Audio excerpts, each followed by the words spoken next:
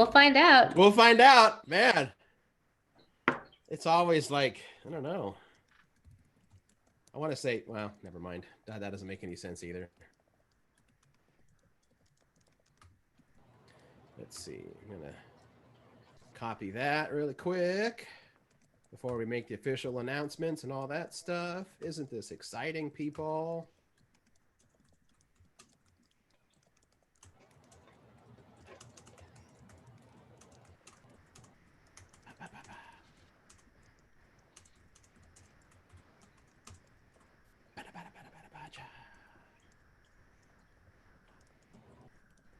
Oh, that was not awful. That's not awful. The picture that grabbed me with. Okay. Not awful. The Aaron Duran story. Sorry. You know, we do what we can. Colloquial we.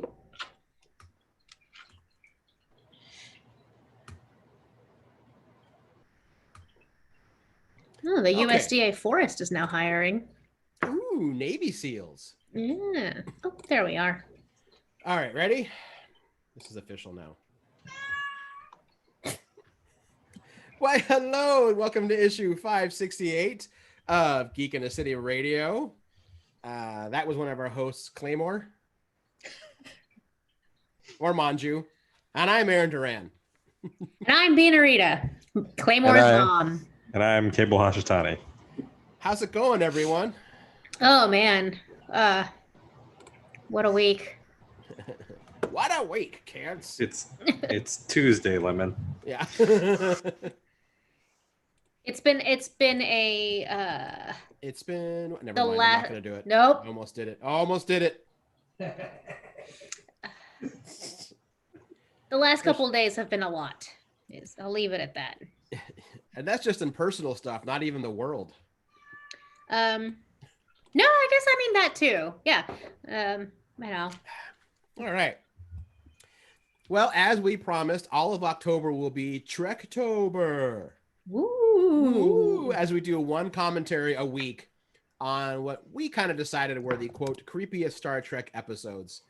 One from every series except Discovery and Voyager, because we all forgot that there was basically a weird-ass Lovecraft episode of Voyager.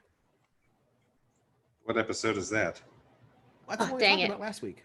Hold on. I do have it noted down because I might still watch it. Yeah, Sack will remind us in just a moment. Lovecraft. Cold Fire. Yeah, maybe not Lovecraft. It was. No, it was. Damn it! I'm not gonna remember. It was not gonna be commentated on, is what it was. Mm-hmm. Yeah, that's so. We are kicking off We're kicking off the month with the original series, with the episode "The Wolf in the Fold." We almost picked Cat's Paw, because that actually was a Halloween episode. Mm-hmm. But we went with Wolf in the Fold because it's actually a little creepier, and as we'll find out, way more sexist too. Yeah, this is not the episode that you show your feminist friends trying to prove that Trek was way ahead of its time on women's issues. Definitely not. Yeah, I mean, as a whole, the series was. This ain't one of them. So we are all going to be watching it on CBS All Access, but we're making sure that none of the audio gets through so that we're not destroyed by the eyeball, I guess, of CBS. The unblinking eye of Columbia. Mm-hmm. Here we go. That could be taken the wrong way also, but let's just move on.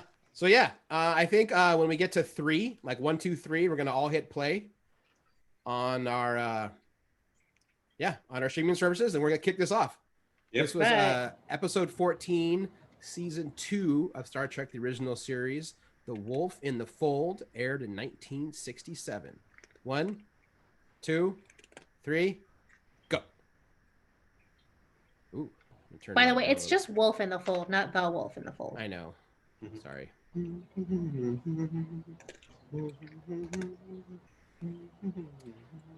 This episode has a lot of reused costumes and music. All this music felt pretty familiar. But yeah. I don't know. I thought it was just remembering like the last time I went to Marrakesh. Wait. The country or the restaurant? The restaurant. Oh, okay. I was like, when were you in Marrakesh? I've never been to Marrakesh. Okay. I think this is also the last episode to use any original Alexander Courage music, because in Roddenberry we're still having a huge beef because Roddenberry took credit for half the music. Lame. Yeah. Oh, why? Did he write lyrics to this too? Well, no, but they were still fighting about it. My cat's the asshole who eats half the treat and leaves the other half all wet and soggy on my desk. That's great. I like that McCoy was already commenting that he likes a place that is a completely hedonist society. Mm-hmm. Because is this before or after Arena? I think it's after Arena, because I think Arena is season 1. Don't ask me. Which one's Arena? Where Kirk fights the Gorn. It I thought that was is season 2. as Season well. 1, episode 18. Yeah. But I bring it all up because Spock has that line when they're about to beam down where he says, "Dr. McCoy, you, sir, are a sensualist." And he says, "You bet I am."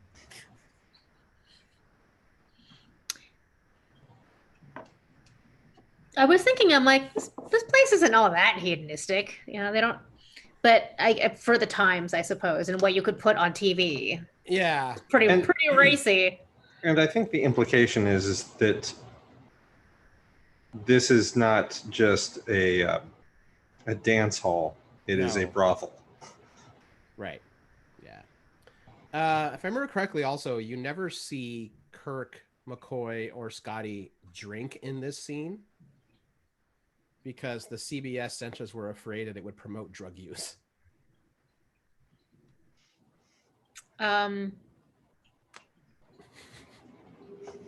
Okay.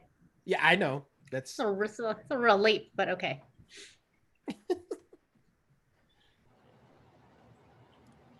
This guy's face weirds me out. the guy with the mustache or the other dude? The other dude who just walked away. Yeah, like with the cape. Yes, he does have a cape, doesn't he? Mm-hmm. Yes. So is this the first time that we actually hear which city in Scotland Montgomery Scott is from? I think it's also the only time we ever find out what city he's from. So he's from Aberdeen. He's from Aberdeen. This is, I think, also the second time we actually learn his first name, which we hear later on in the show. Mm-hmm. Huh. I was just thinking, like, I guess there isn't a lot of material to source from, but I don't feel like I've ever seen, like in a show or a movie, a Scotsman going on and on about the fog and how great it is, or like the romanticness of it. Yeah, that's true. I mean, It was Scotty's a romantic man. He's with machines all day long, so he's got his passions. I know. I mean, that's fine. He can be a romantic person if that's the, type of person he wants to be. I've just never heard anyone wax romantic about the fog in Scotland. I guess that's true. Well, I think maybe many years from now, a certain Dr. Crusher will wax poetic about it. Her special. Oh my God! Now I want to write the fan fiction because Scotty survives in the next gen, which we all know because of relics. Mm-hmm. I want him to actually retire on the Scottish planet. And also fall in love with the ghost of one of his ancestors. Well, not one of his. That's weird. I don't know the exact particulars. I do kind of like this fog effect. That's kind of cool. Oh shit. Question is that fog machine or is it dry ice? Dun, dun, dun, dun. I don't know. I would assume That's a lot for dry ice. Yeah. Yeah, that's a lot of dry ice. Oh, poor Scotty. One of the things that I thought was weird about this is their delivery. Kirk and McCoy's delivery every time they find a dead body. Mhm. It's like they're looking out as if they are looking to the audience to tell the audience what's happened to the people. It's like, why Yeah. is this written like a stage play? I think this era TV was still kind of that in between where they were still, because a lot of them were stage plays that they just televised. Mm-hmm. I feel like we didn't get till like the late 60s, maybe early 70s, where that started to go away. Mm. You know, But it's weird to see a show doing it like well into its second season. but I think that was all the shows that were doing that. Like if you watch like a Perry Mason from this era, also they're when they find a body, they do it. They do the he's been shot. Like they all do that. Mm. I don't know why. Weird. Yeah. Yeah. I also like that before this the break here, McCoy knew where all the good bars were on that planet. Mm-hmm. McCoy's got a hell of a history that I never really tap into. I'd like to do that one day.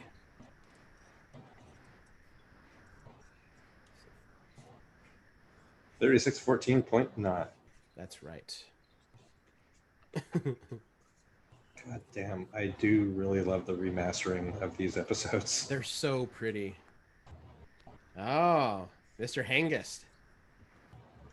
AKA Piglet. Yeah, Piglet. That was really weirding me out when I watched this. That actor went on to say later on, many years and years later, everyone wanted him. They all wanted to talk about his part in this episode, not Piglet. Yeah. Like, this is what they wanted to ask him about. What was it like being on Star Trek?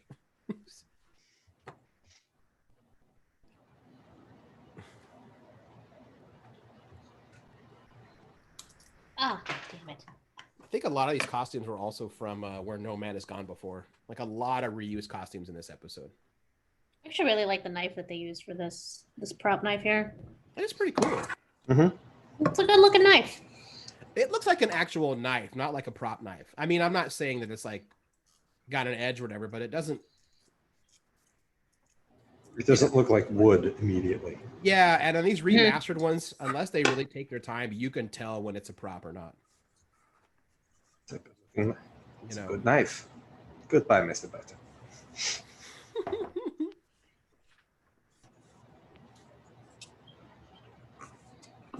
I always love how DeForest Kelly slurred that Jim. Yeah.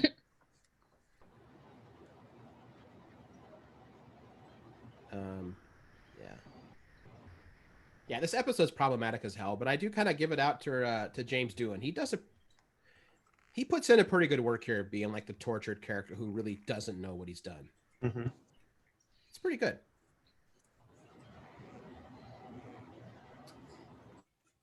So we talked over it with some other stuff, but before the credits break, Shatner and Kelly are talking about how Scotty like has just been through some shit and he's got all of this resentment towards all women. Right. But so you guys were telling me that is not in reference to something that happened in the previous episode. No. There's like no continuity to that No. whatsoever. There is. Is it some sort of backstory? No. What the heck? There's It is a made-up condition to service the episode.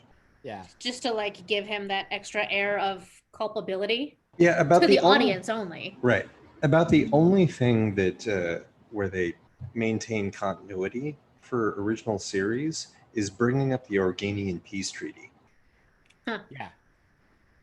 Like anytime they deal with the Klingons, they don't go to war with them because of the Organian peace treaty. And that was season 1. In season 2, they bring it up again in The Trouble with Tribbles. I think it's also brought up in Day of the Dove in season 3. Yeah, other than that, the only sense of continuity are the 2 Mud episodes. Because it's got the same guy. And then one could argue the menagerie because it's a 2-parter. That's different. Yeah.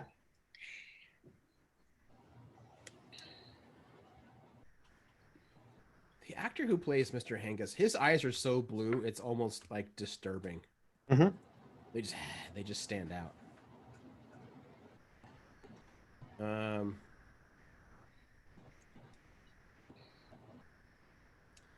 I will say though, man, the costume designers on Trek, they There's a cool look to all the outfits in this series. Mm-hmm. It really there is. are. Yeah.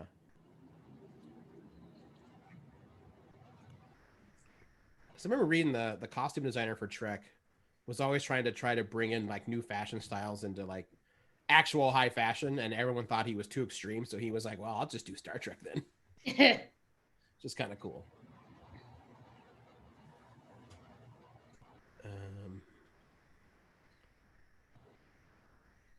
There's a Christian ruined this episode for me right off the bat when this guy introduces his wife, Yeah. because he has a very Borat like way of saying it, and My he wife. he can't even be bothered to like toggle between my wife and what was her name, Sibon, The woman who died?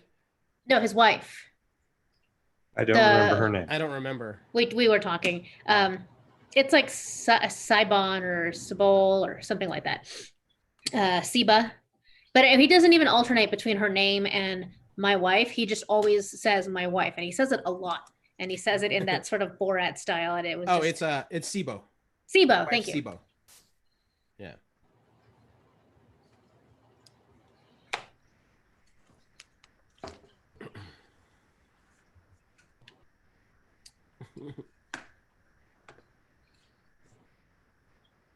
They're gonna close up the borders. I think That's it's weird that the comment that you made about they weren't drinking. It's like they drink all the time. I know that it was weird. I read about it a little bit on some of the trivia on this, that apparently they also wanted the drinks to change color depending on the mood. And they couldn't do that because they just the effects, it was too hard. Mm-hmm.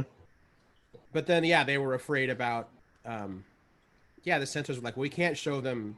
Maybe they didn't want to show them drinking and just sitting. Maybe social drinking is more of a, well, that's what men do, so that's fine.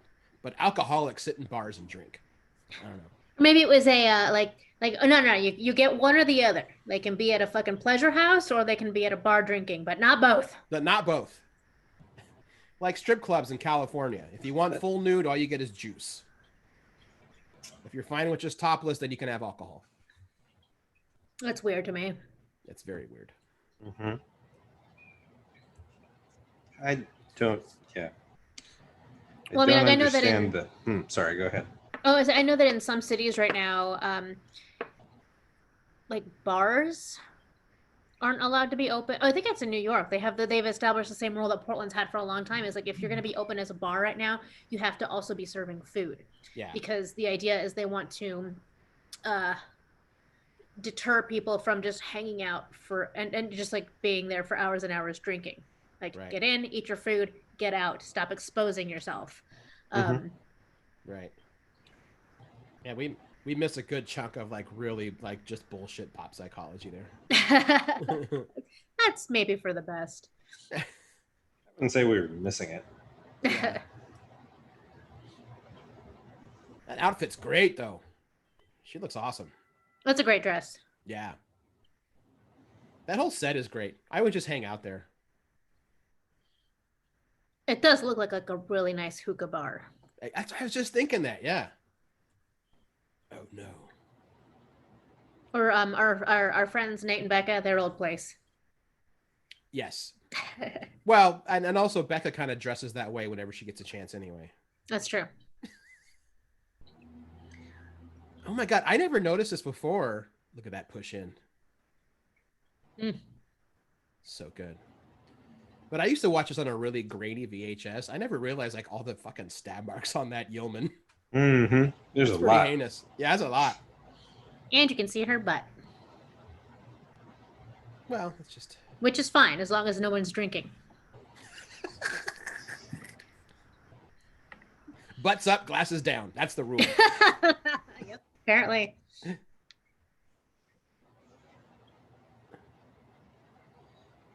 man.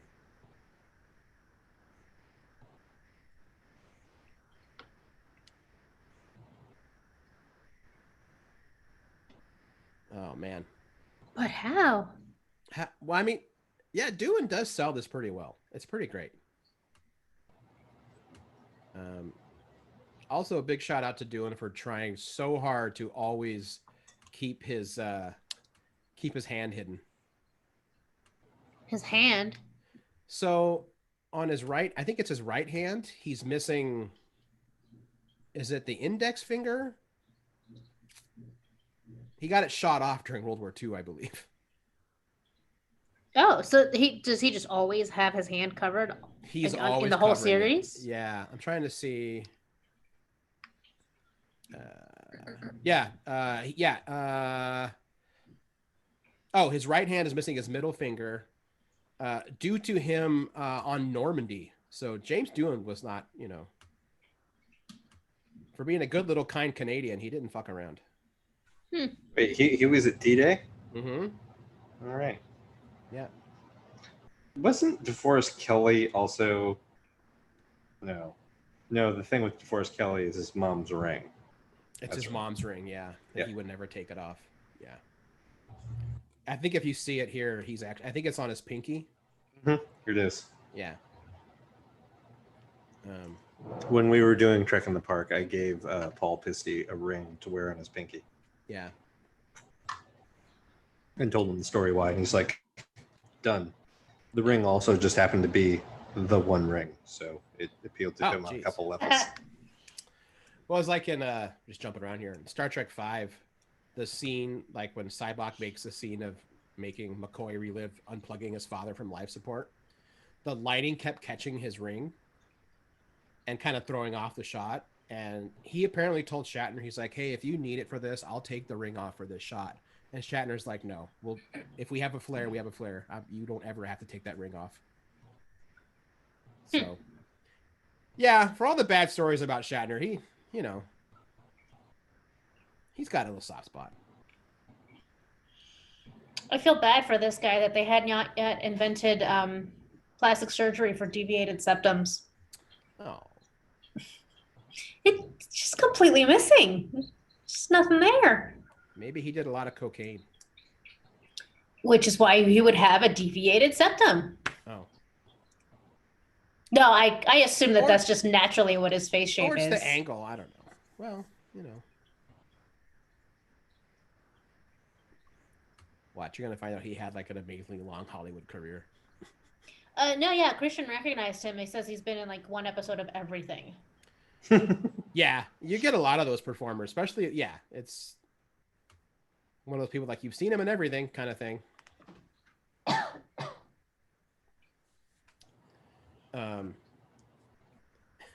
Apparently there's also a reason why this episode has a lot of Kirk and not as much Spock as you'd normally assume. This was apparently filmed like a couple weeks after Nimoy received a nomination for Best Actor, but Shatner didn't. Oh. Whoa. And apparently Shatner was still a little, he was a little rubbed the wrong way out that one. So. I can imagine. Yeah.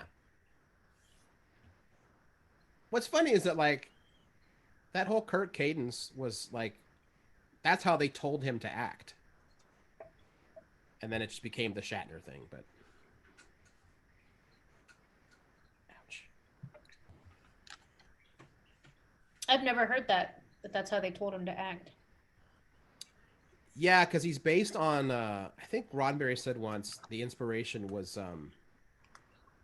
he never did it right, but he always was with a Horatio Hornblower, which was what Roddenberry was always trying to recreate. What? Horatio Hornblower. It's a character in these British naval books that are pretty good. They're fun. Okay. I thought it was funny that Kirk is the only one in his like casual jacket. Yeah. The whole episode. Yeah. I dig that jacket though. I'm trying to remember when that jacket first debuted, but I dig it. It was in season 1. Yeah, I remember it season 1.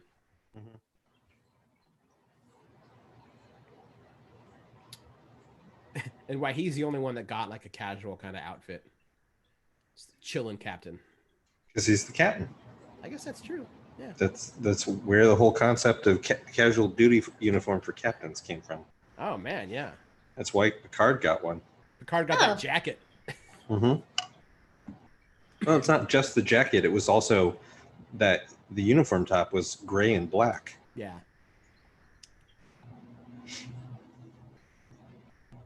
This music, I do believe, is from The Man Trap. With the salt vampire. All right, seance time. Yeah, man. It's going to be great.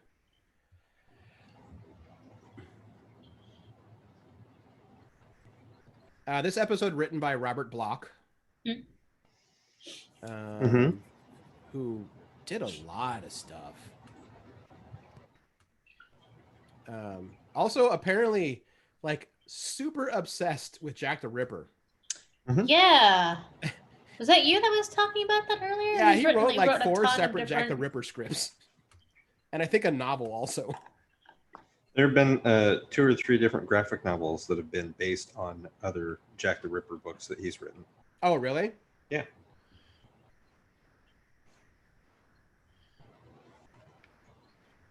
I think we have one. There's one published by IDW. Sibo Screams. Sibo Screams. Ah, Scotty. Damn it, man.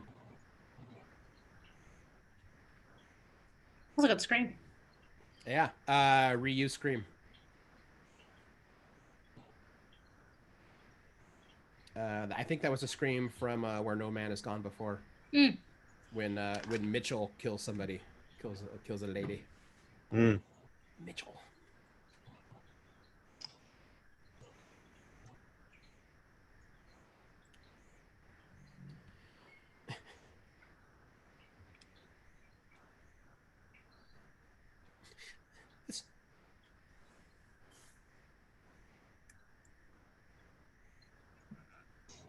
Pretty sure his wife's body is like still there. And they're like, "Oh, let's have this conversation." I know. Also, this is now suspected Scotty's 3rd murder, and they're not going to cuff him or anything. He's just going to chill. Well, they mentioned that Argelius hasn't had a crime in like centuries. Yeah, but that doesn't mean you do nothing. That makes the assumption that they have police the way that we have police. Right. And clearly they don't. Yeah, because Mr. Hengist is not Argelian.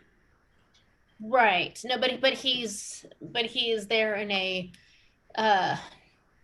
what is the word?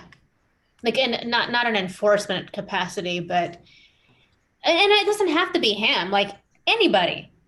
Kirk and Bones could be like, we're just gonna we're gonna lock you in this room for your own good for now. Well, it doesn't have to be this like, Yeah,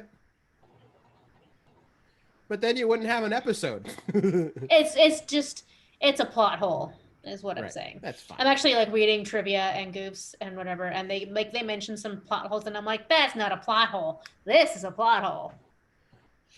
I actually feel that this is not a plot hole. This is specifically deliberate. Like, they want to play out the theater of, like, they're not cuffing him or throwing him in another room because this is a haunted house episode. They're all stuck in the same haunted house. Well, and here you go.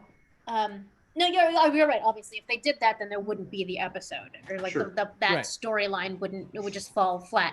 But here's an issue: is like we have there is still a law on the books that was never removed on how we deal with murderers, but that's the only regulation or structure that they have around crime breaking is this old law that just never got taken off the books, which is they kill murderers. They kill murderers, through torture. Oh, that's right, it's death by torture. Slow torture. Slow torture, swaying in the moon. Okay, get ready for the shot here. It's going to be a hand double. Oh, yeah. Working. It's one of my favorite fucking computer voices ever.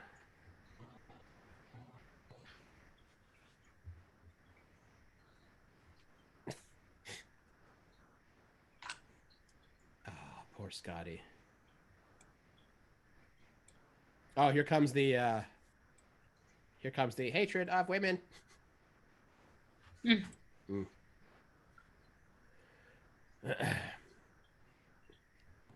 Oh, that's what it was. Right. Also, like why would they? I always wonder why they bother to do that entire thing on the planet when they literally just beamed up here, put his hand on here, and the computer's like, he's fine. Yeah, okay, well, first let's do it the Mystic way. Yeah. Because they had to. Kirk talked about the fact that Yeah.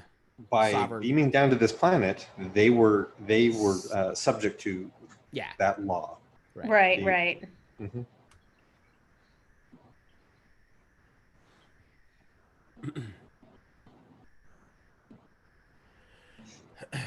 He's selling it pretty well, which is pretty good.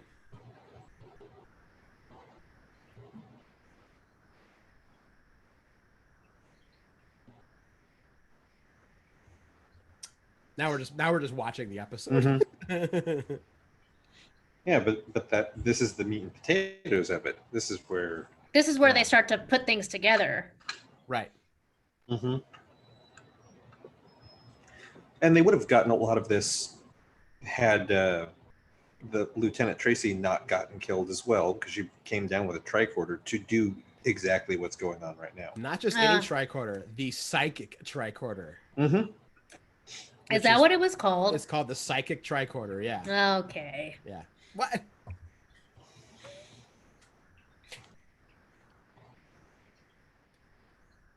So he's not 22. Right there, hand model.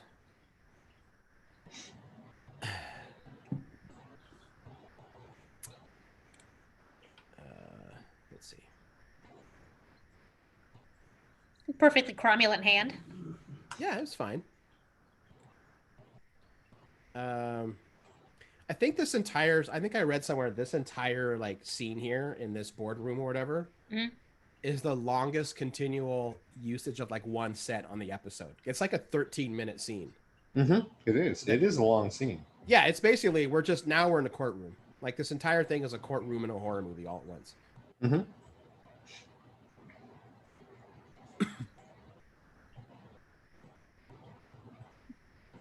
Oh, he did say Tara. It's supposed to be Kara, right? Mm-hmm. Mm-hmm.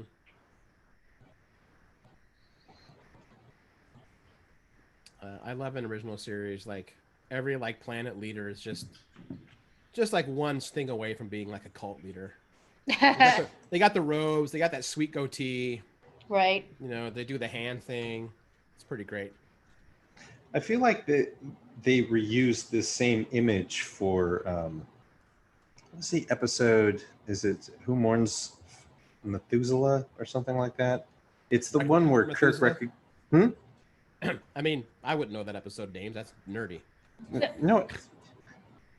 Anyway, it's the episode where there's an acting troupe that Kirk goes, "Hey, wait, I recognize that guy. He's massacred an entire planet. He's a war criminal." That's not Requiem for Methuselah. That's Conscience of the King. Oh, that's it. Thank you. And that dude does look like that. Yeah. Yeah, it's not him, but yeah, I totally see the resemblance. Oh yeah. Well, it's because I know it's not the same actor, but it's the exact same look. Yeah, yeah. They've got a template. Yeah. Yeah, kind of. I feel like the costume for the average Argenians, they like went down to like the Universal lot and borrowed all the like the Eastern European peasants from the monster movies. Mm-hmm. You know.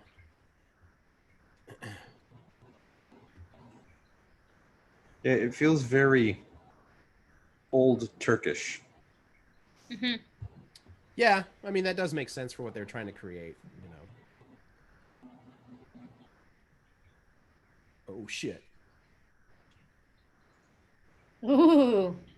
Drama. Oh, the shame. It's like, don't get involved with a sex worker if you can't handle it. I feel like though that seems like almost everyone on that planet.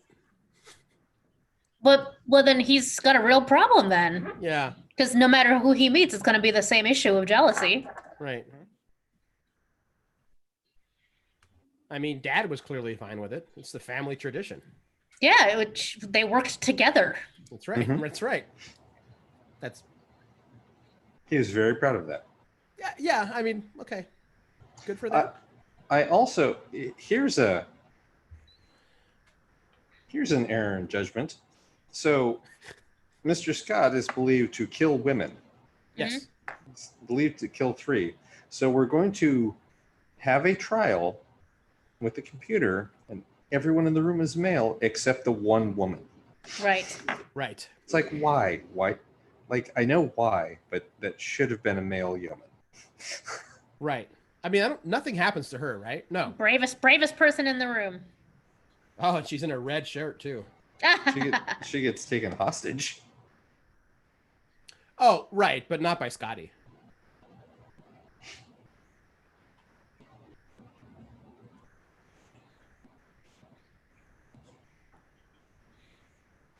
Oh, I do love how Star Trek, the computer can also kind of be your Deus Ex Machina. Mm-hmm. You're like, all right, here we go. It's time to make the jump.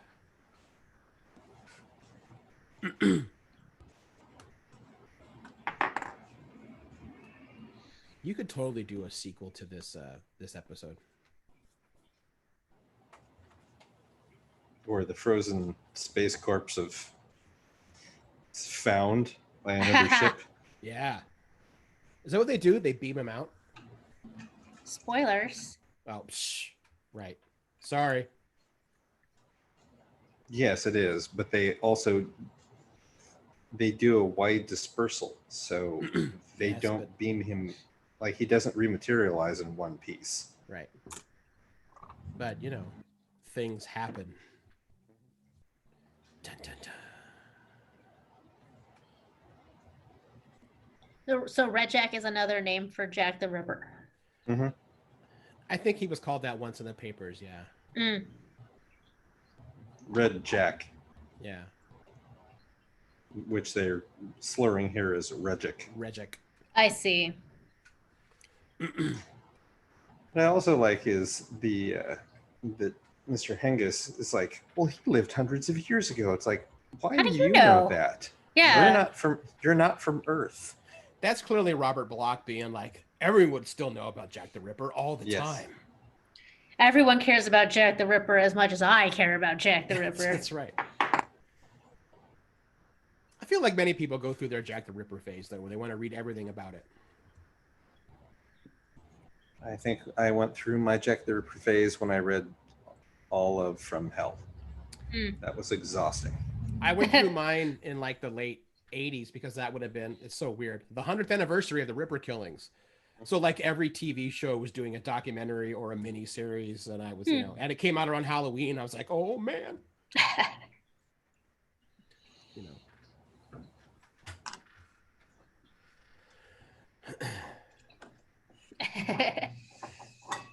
I mean, apart from the incredibly and awful, like, sexist elements of this episode, it's not without its charm of them doing, yeah, Cable's right. It kind of turns into a haunted house movie.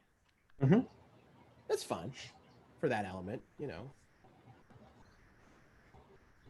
You know, you've got the superstitious people, you have the people of science, and then you have the monster that, you know, betrays all reality. It's the Mist, but in space. Yes. Not to be confused with the episode The Obsession, which was another mist in space. Here's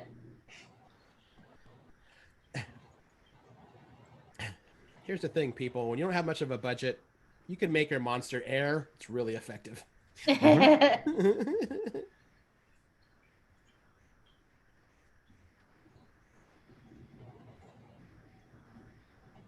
I am surprised they didn't go the extra route of filling the Enterprise with fog.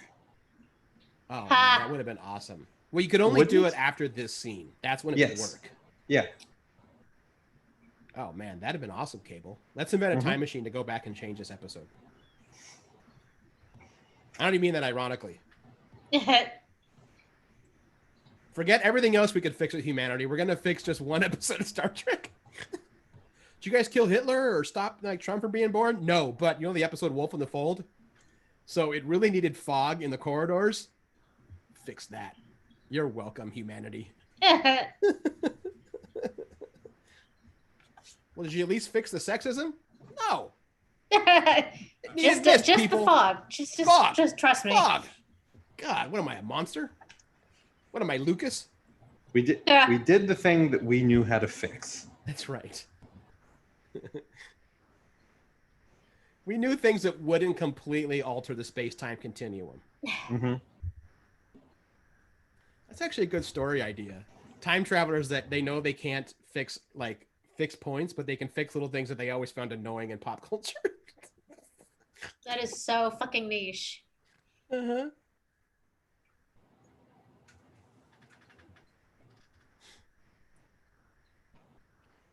Also, even if you don't know this story, Mr. Hangus doth protest way too much. He does. Yeah. I also appreciate that the town leader, I can't remember his name now, the guy in the robe, Yeah. Right. is like he exhibits good signs of a good leader. Like he is personally impacted by what's happening, and Right. yet he is remaining as composed as possible. Yeah. Because he knows that that is what his job is. Pretty impressive. Jarvis, right? Mm-hmm. Yeah. Yeah, Jarvis. And now we get into the other unsolved murders. Oh man, yeah, the Martian colony. I like that there's one that they mentioned that's in 1975, and I'm like, you aired in 1968. Yeah. What did you, if that had come to pass? Yeah, I like the ways. Oh, yeah, that would have been awkward. Well, and also how like in when Kurt that real famous "Risk is our business" speech from Star Trek. Mm. So that episode was written a year before. Like the only thing that happened before that was the Apollo 1 disaster. And that episode, like Kirk mentions, like, do you wish man had never landed on the moon? Like they already saying, like, we're gonna do it.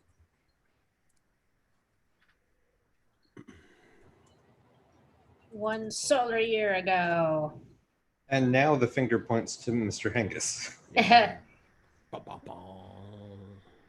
Piglet, what did you do? I know, he sounds especially piglety right there, too. Well, that's not a crime. What?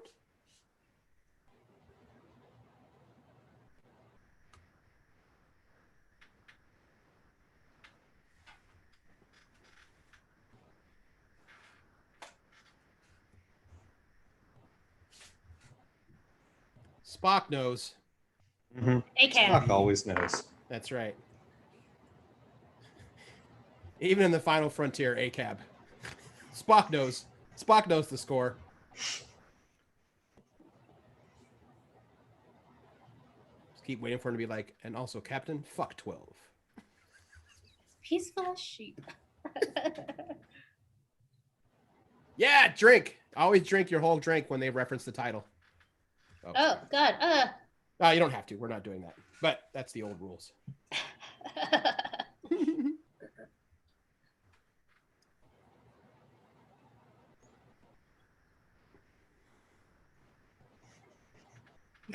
Just a long pan on it. Just a shot of his face. Yeah. No, he's knowing the jig Like is up. you can hear the sweat running down his face. Yeah. I don't think we're gonna get out of this one, Pooh. Oh, bother.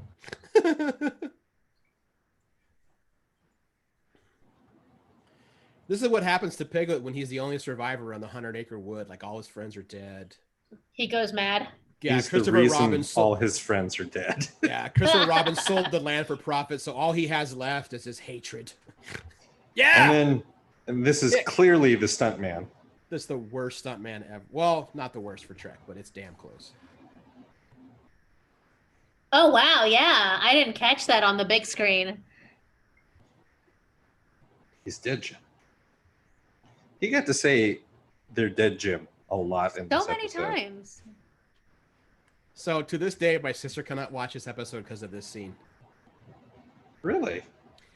She was like 4 years old when this was playing. Like my mom and I were watching like it on video.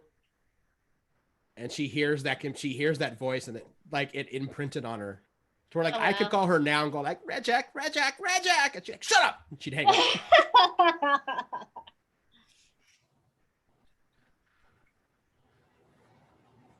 Guys, you can't put a dead body on a chair. Well, I guess you can do that. That works. Yeah, sure. Weekend at Bernie's. That would They be do awesome. all kinds of stuff with that dead body. Lou. You can 100% do that. It's fine. You can't really stand them up. They'll just fall down. They didn't stand him up. It needs fear and terror.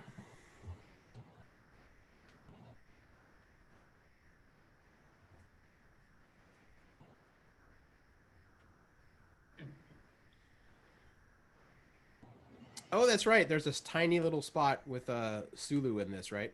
Mm-hmm. There's no Uhura and Chekhov in this episode, but No, there is Uhura.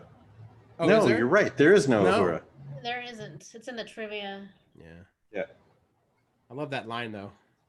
Michelle and Tranquilize- Walter took the weekend off. Yeah. Get tranquilize. Get knock asleep an active volcano. We were talking through the line that Spock gave about women are easy to scare. Yeah. I You think only I'm see her off. once in a while, but oh, sorry, Bean. Go ahead. I think my timing is off because I keep getting lags in the stream. Oh.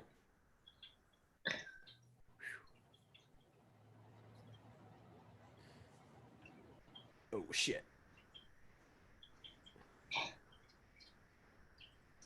That's where the Enterprise becomes Event Horizon for a little while. This goes by super fast, though. Huh? This goes super fast. Like they recover really, really quickly and like Well. just move on. They know their ship. Never understood these elevators. It's because they're turbo lifts. You know what I mean? Sorry.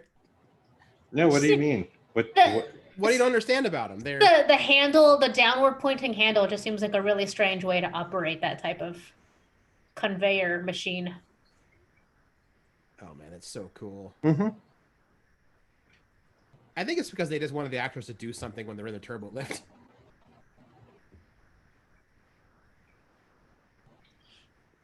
Hence why from like after TOS on, those were all gone. You just would walk in and, you know, Voice. just keep your hands at your side. I guess that's what you got to do.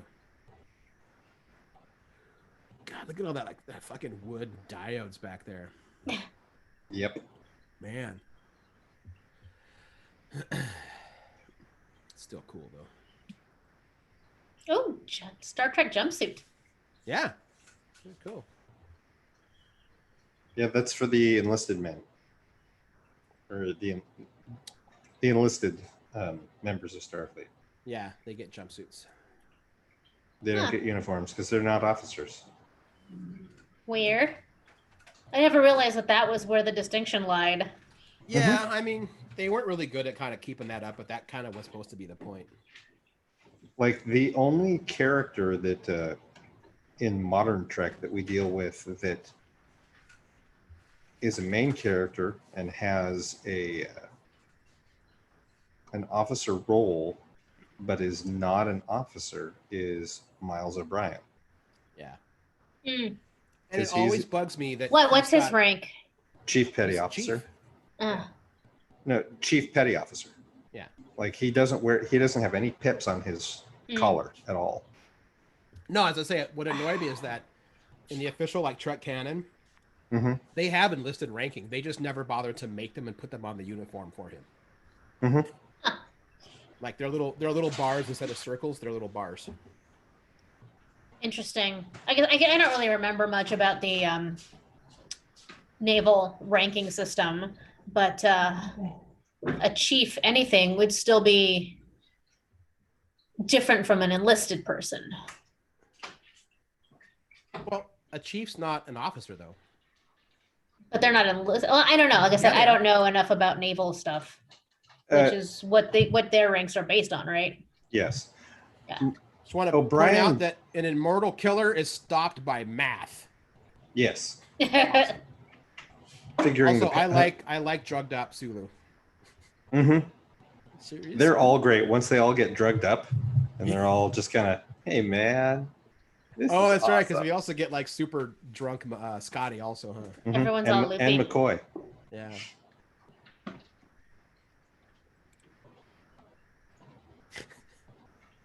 It is pretty great.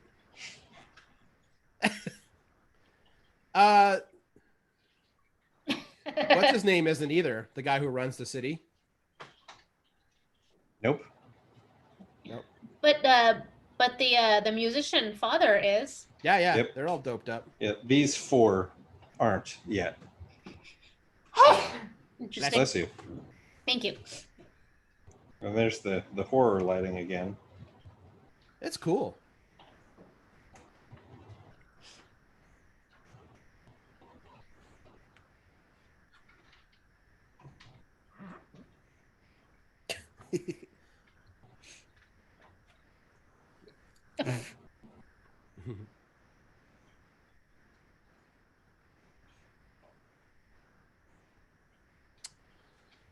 I would actually be really frightened if the thing possessed Spock. Dude's got like 4 times the strength of everyone here. Yeah. Mm-hmm. Oh, you son of a bitch. Oh yeah.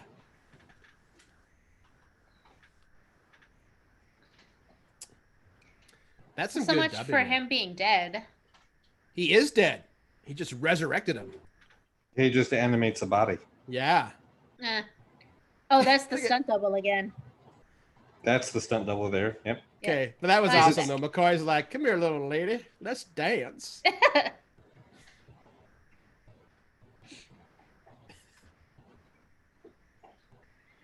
This is really funny. He's like threatening Everyone everybody, but die. everyone's just laughing. Isn't it so good? Die, die.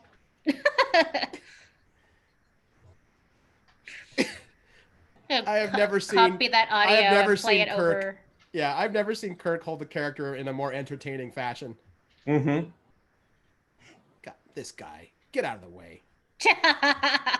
Shove. He does. Yes.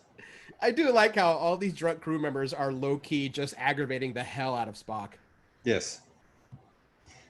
Because he's like, he considers them, there we go, pigs in space. Like being the one sober guy at the party, or like you're the Yes, DD for you it and your is. friends. Right. Now I feel really bad for Christian whenever he comes to one of our parties. He's the Spock, just like, oh god, here they go. Oh yeah, he has confirmed that it is exactly like that. Ah.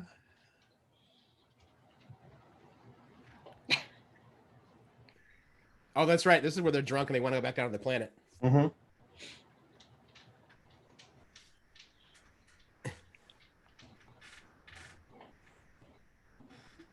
Pretty big shot.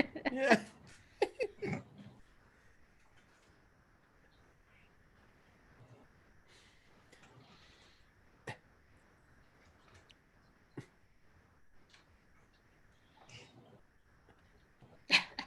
Yeah. So what? He never finishes the sentence.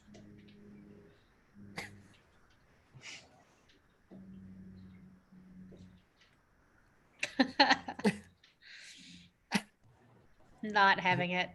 Jim, have you looked at the calendar? It's got not even close to 7 years, buddy. Yep. Yes, go alone, Jim. Have some fun. You're a I big do boy. find it odd that he's like, oh, wait, you mean I have to go alone? I Like, have to go. I were have to you go whoring expect- by myself. it's Yeah. like, were you planning on This guy is getting like, I'm gonna into- beam random shit. Bye, guys. Yeah, sir, why are you missing boots? Why don't you see if I could beam them? I could. Where did you beam them?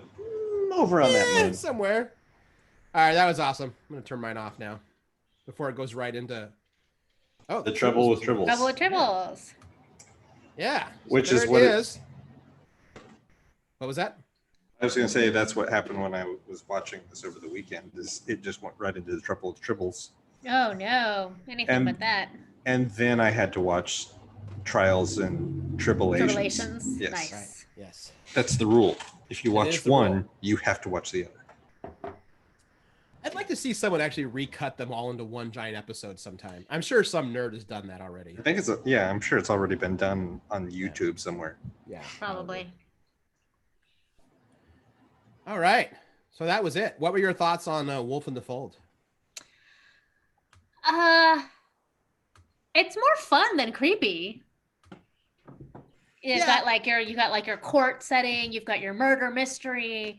I feel as though it's the we need to tranquilize the entire crew and they all get high. Yeah, and then it gets silly. Yeah, it changes the tone of the horror, which might have been something that the standards and practices went, no, you can't air this as is. This is terrifying. And you can't just sedate everybody and have them unconscious, because then you have like 3 people running around and Space Jack the Ripper is still killing. Right. Okay, Yeah. how many deaths were there though? 4, right? 3. There was the first woman from the bar. The dancer. Then there was the ensign. And Lieutenant. then not Sonia. Sibo. And then technically 4 if you count Piglet. He wasn't killed. They said he was. They said he was dead. And then that, like, I don't know what, he was reanimated by the spirit of Red Jack or whatever. Which begs the question, Yeah, when did he die? Fair enough. I always read that Mr. Hengus has been dead for a long time. Yep. Okay, fair enough. But for the purposes of on-screen deaths, there were 4. Yes. You could easily have taken that story and like made the long part short and the short part long. First death happens. They're like, okay, we got to get to the bottom of this. If it wasn't you, Scotty, or you don't remember what happened, we're going to use our psychic lie detector Psychofraculator to find out what really happened. And then from there, things escalate into more of a haunted house situation, and the subsequent murders can happen on the ship while they're trying to figure out who is doing this, why, and how to stop it. Just sort of like shift when the transition from being on what the heck was the name of the planet? Argelius. So a shift how much time they spend on Argelius trying to figure it out and move on to the ship. And like you could have had the seance still happening. You could have like brought all of those Ragelian people onto the ship to still, help with the investigation. Yeah, Would you like to join Cable and I in our time machine? We were just going to add fog, but well, no, we don't want to go. We don't want to change too many things, right? That was the point. We got to like minor inconveniences. I have never made that any. I'm not making that claim. I want to change lots of things. Maybe if IDW ever resurrects the Kelvin Timeline comic series, I'd actually think that'd be really fun to do. Is use the Kelvin Timeline comics to basically retool classic episodes as single issues. That's what they were doing. Yeah, I know. I actually pitched them a reimagined Tholian Web, and then they ended the series. Yeah. Yep. Oh well. Well, if it comes back, there's one you can use. You know what? I've given them enough ideas that they're using now. Is that out loud? What? Add fog. So, yeah, fun episode. Hella sexist, deeply problematic. All worth it for Piglet yelling, die, kill, make you suffer. And drunk Sulu and McCoy. That's kind of it. Yeah. Definitely drunk Sulu and McCoy. Next week, we move on to TNG with Schisms. Oh, man. That one. Yeah. I love that episode. That's because it's a good episode. It's really good. Apart from a weird, like, carpentry jump in the holodeck, but we'll talk about that next week. That's a whole thing. But yeah, that's it. They're going to be shorter episodes this month. Unless there's something you guys want to talk about really quick. It's kind Not today. I thought that there was a thing. I thought it was even Star Trek related. Oh, yeah, it was probably just the fact that I wanted to talk a little bit about Lower Decks We got a few minutes. because that episode was glorious. Uh, That that was a one lot of probably fun. has one of the best inside jokes that series has done yet. And not even like the glory shot of the Cerritos, which was just, and all the lens flares. Mm-hmm. For Through me, the whole it was, episode. yeah. For me, it That's was when great. Mariner said, "No, I just kind of pictured you as like a, a Lieutenant Zahn." Who's Lieutenant Zahn? Exactly. Exactly. Something Is that how the conversation went? I mean, I know the whole like point that. was Yeah. I thought it was that like he got retcon, like she flat out said he got retconned, and then and then Boimler says, "Who's that?" Exactly. Yeah. That's something like that. Either way. Yeah, I mean, like the end result is the same. Yeah. I it's a- definitely immediately went to try to look it up, but I didn't finish like looking at the information because you can't not pay attention while you're watching Lower Decks. It's No. so rapid fire. Yeah. And I started rewatching some of it yesterday. Just, I think I made it through about 5 of the episodes. It's like, God damn it, this is still really funny. Yeah. Yeah, and the most recent episode too, like it was super over the top and really, really funny. And I thought, like, okay, that's good enough. That's kind of all I need. But then about 2/3 through, I'm like, oh no, wait, this is also like really emotionally deep as we dive into Mariner. I was like, this got actually really serious while still landing the jokes. Yeah, it did. Yeah. And I feel like they've been doing that more and more and more with each episode, to the degree that it is hard for me to go, oh, it's the funny Trek. And it's like, no, it's just straight up Star Trek. Yeah. With Well, jokes. you will likely remember that when the Orville started, it was just kind of like laugh and like poop humor. But as the season progressed, they started getting like deeper into the characters' backstories and Mhm. all of their individual foibles and emotional issues, until it got way more preachy than we expected at first. And I don't mean preachy in a bad way. I just mean like Mhm. clearly we have a message here and we want you to care about something. It's not just about dick jokes. Right. Mhm. So I think maybe we're getting into that curve, and I don't know how many episodes that'll last, but eventually I assume we'll be on the other side of that curve where it's a little more serious than just humorous. I think it's good that then this week's episode is the last episode for the season. Oh, what? Yeah. Yeah. That was the 10 last episode of the season? No. No. This week's The episode. one week. coming up. Okay. It's Ooh. what, 10 episodes, right? Okay. Oof. Wow. All right. Because the week after is the season premiere of Discovery Season 3. Woohoo! Yeah. That actually makes me more glad that we're doing Trek, horror Trek for our October, Yeah. since this also seems to be the month of Trek in general. That's true. That's true. Yeah. Yeah. And Although then it'll to- be a very dark time after Discovery Season 3 because fucking nothing's being shot. When is Nope. when is Strange New World supposed to premiere? I thought that was immediately after. No, they're still breaking the story. They haven't filmed a single episode. Oh, okay. I must have remembered that wrong. And, COVID has screwed everything up. yeah, and Production Picard Season 2 is one of the reasons it's on hiatus is that it's COVID related, but not for what people would assume. Mhm. The studio can't get insurance for Patrick Stewart because he's, an 84-year-old man in the era of COVID, and the studio's like, no one will insure him. And you have to have insurance on a film shoot. Like, everyone gets insured. Right. And because the risk would be so high for him, no one will insure him. Wow. I guess can they not do the same thing as like Riverdale? They're filming again, but they basically like they got tested, everyone cleared, and then now they're all in a bubble. I think it's because of his age. I mean, that's It why. is. If he was younger, I think that's what they would be doing. Hmm. That's too bad. Yeah. But I mean, I guess better to keep him safe. Yes. Protect Patrick Stewart at all costs. Mm-hmm. Oh, that just made me sad because that's what we used to say about Ginsburg. Oh, sorry. I didn't That's mean to bring okay. you down. That's okay. But here we go. Something to change gears. I started watching Rebels. I'm already done with the first season. Mm. So now I'm into season 2. Yes, it is a definitely a show that I don't know feels more blatantly geared towards children.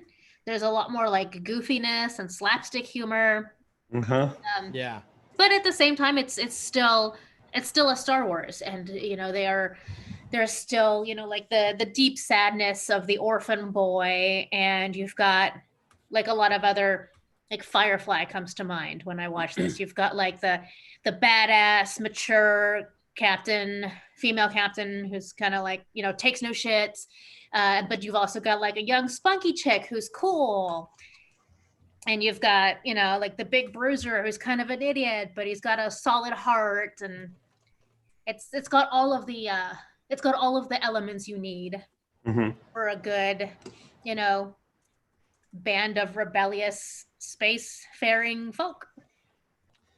Yeah, Um, and I also like that like a lot of them are based on the original Ralph McQuarrie designs. yes. So like I don't know what that means. he's the guy that did a lot of the initial artwork when Star Wars like Episode 4 basically was in pre-production. So like the So big basically, bruiser, yeah, go ahead. yeah. Go ahead. The big bruiser character, like that's the original Chewbacca design. Hmm. And Okay. Chopper is the original droid look, and the Ghost is what was one of the first designs of the Falcon. So a lot of that stuff is pretty cool. Okay. Cool. I just finished the episode where they introduce Rex and his friends as older men, just sort of like hiding out in the wilderness. Yeah. I love that Rex survives all the way through Jedi. Mm-hmm. I love that they made that guy. Does he? So when next time you watch Return of the Jedi Mhm. and you watch the scenes on Endor, there is a grizzled old rebel with like Han and Leia. Like he's in the full rebel gorilla outfits. He's got this long kind of fluffy white beard. Mhm. That's Rex. They officially said that is Rex. Oh, fun. Yeah. But does that mean that they designed the Rex character, like, starting in Clone Wars based off of that guy, or they just kind of push those two things together later? No, they based the look of Rex in Rebels on the character from Jedi. Yes. Cool. Okay. Yeah. You're gonna have fun. You've got a lot of emotions coming your way. Just be Yeah, ready. Norm was saying, and sorry guys, I realized that like we were pretty negligent about the chat today, but I do see that you guys had a lot of things to say. And Norm just now said that season 2 is where the switch happens, which Yeah, I I mean- assume he means like you're gonna come around that corner. I mean, I say it still happens in season 1 when Tarkin shows up. Season 2 is when Vader begins to make an appearance, and there is another tonal shift in the series. Right. Yeah, like I think that's like the first 2 episodes is Vader being introduced, and that's an arc that feeds into the second episode. Mhm. And yeah, it's definitely a tonal shift. Tarkin, I mean, yeah, he's a big bad, but it's not the same tonal shift as when Vader comes along. Really? Sure. Yeah, because Tarkin is around, but they're not dealing with him directly. When they introduce Vader, they fight him, face to face immediately, and it doesn't go well, and they have to bail. And they're like, "What the fuck was that?" So I think that's like I get that. For me, the tonal shift comes with Tarkin because Tarkin is the guy that, yeah, he doesn't scare you or intimidate you by being in the same room with him. He just has 3,000 people killed in an entire town to make a point. Yeah. Everything that he does is like someone goes, "Oh, we're having problems with this." It's like, "Oh, okay, go kill half of the populace." What? Kill them? Why would we do that? To make sure that no one else does it. was that Tarkin? Yes. Yes. And what episode was that? Can you give me like a rough? It's surely like he has people killed on screen in front of him. And then I don't remember that. then there's also Tarkin Town, which is a shanty town that Right. he has troopers go and burn. No, Vader did that. Because I just saw that episode. Because they think, like, they say, "Oh, we think they've gone to hide in Tarkin Town," and Vader says, and they ask Vader, "Do you want us to go looking for them there? Because that's probably where they went." And he said, "No, but burn it down." Hmm. Yeah, that's early season 2, like right after they've introduced Vader. I'm gonna say it's either episode 2 or 3, whichever one is the let me see here. Like I said, like I literally just watched these. If I find the episode guide, Okay. I'd be able to tell you. The thing I always think about, there's an actual like there's a canon short story about Tarkin about when he was still, I think it was when he was still like an admiral, when he was like Admiral Tarkin, Mm-hmm. and the Imperial Senate still exists, and there's like a protest on Chandrila, and the Emperor's like, Tarkin, I want you to go there and negotiate with these protesters. Like that's his mission. Go out there, negotiate with them, and get the protesting. Let's bring order back to Chandrila because Mon Mothma clearly can't control her own people. So Tarkin goes out there, and literally it talks about how thousands of people are in like the town square, picket signs, chanting, the Emperor's like all like the stuff you see like in protests, and they all think that Tarkin's there to negotiate with them. He just lands on top of all of them. Like he just drops a Republic, what would have been then still a Republic Star Destroyer. He just lands on the platform. And then basically comes out and says, any other grievances you wish to air. Mm. And there's another protest in the Senate, and the Emperor responds by making Admiral Tarkin governor. Tarkin's evil. I mean, I don't disagree with that. I'm just saying, I know. I feel like I haven't actually seen Tarkin bust out like that yet. Yeah, I mean, they can't show a lot of that in Rebels because it's a kid show. But he makes those orders. Maybe I am thinking of what he does in season 3. I'm trying to find it, but it's a little there's tricky more coming with because him. Mm-hmm.